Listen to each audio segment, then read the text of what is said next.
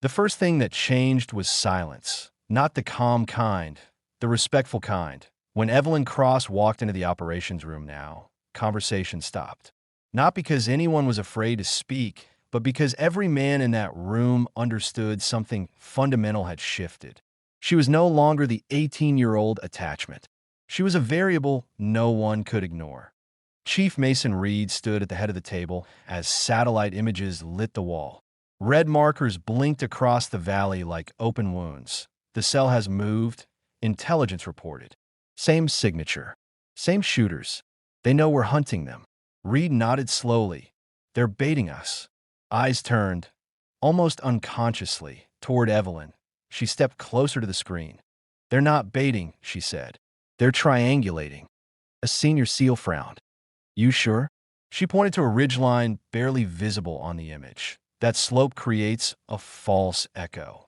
They'll fire from there, make you chase shadows, and funnel you into the ravine. Silence. Reed exhaled. That's exactly what they did to your father. She didn't correct him. She didn't need to. The mission briefing ended with a decision no one questioned. Evelyn was embedded. Not behind.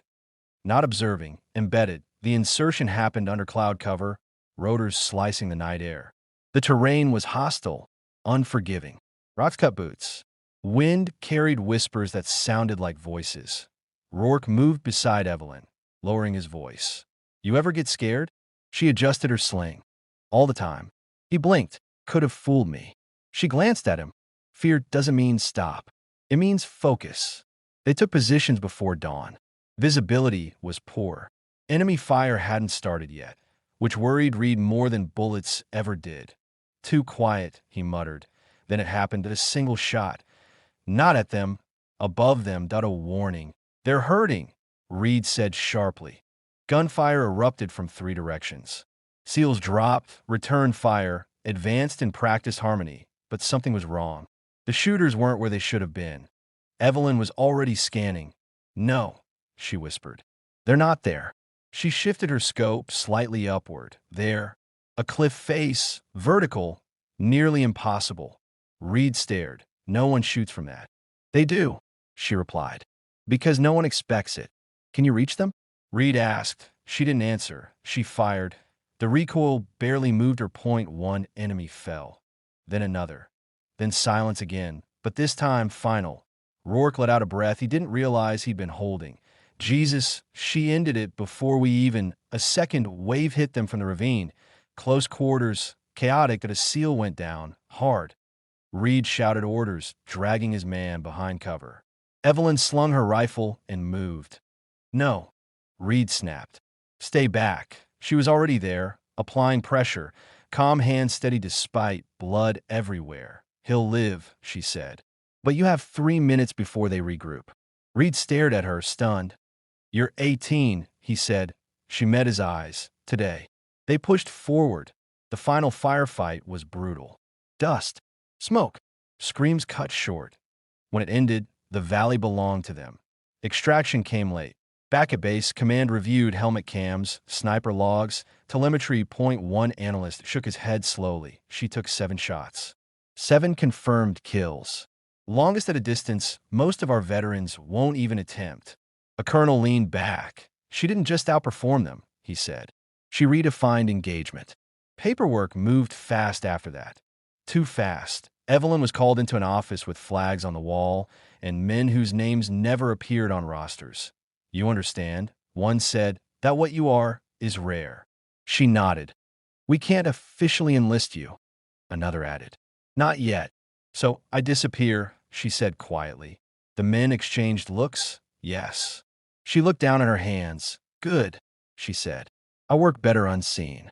That night, Reed found her packing. They're pulling you, he said. They're protecting the story, she replied. He hesitated. Will I see you again? She paused. If you hear a shot you can't explain, she said, I'm probably nearby. He smiled despite himself. Before she left, Rourke handed her a patch that is sealed trident. Unofficial, he said gruffly, but earned. She took it. Years later, recruits would whisper about a ghost. An 18-year-old who outshot entire teams, that a sniper who never missed, that a girl who walked into war mocked and walked out legend. But her name never appeared in books. Only in quiet nods that I in saved lives, that I in missions completed against impossible odds. And somewhere in the silence before the shot, Evelyn Cross still breathed, focused, unafraid. Backhand index pointing right. Enjoyed this intense military story? Subscribe to her Brave Stripes for more powerful stories of courage, sacrifice, and hidden heroes. Speech balloon comment below. Where are you watching from? Your support keeps these stories alive. The first bullet that snapped past Ilera Voss's position was not aimed with skilled IT, was fired with panic. Tracer fire tore across the ridgeline, lighting the desert like jagged lightning. Dust exploded inches from her boots. Rock fragments bit into her sleeve. Any slower sniper would have flinched. Ilera didn't. She rolled left, smooth and practiced, rifle never leaving her shoulder. Her world had already shifted from impossible shot to survival math. How many angles can see me? How long before they triangulate? How fast can I erase their confidence? She answered the last question with another shot that a militant on the rooftop, barely visible, firing wildly, dropped mid-burst, his weapon clattering off concrete. The chaos below spiked into something uglier. Fear mixed with rage. Inside the compound, commanders on the enemy's side screamed orders. Floodlights snapped on, scanning the hills. Too late. Ilera was already gone.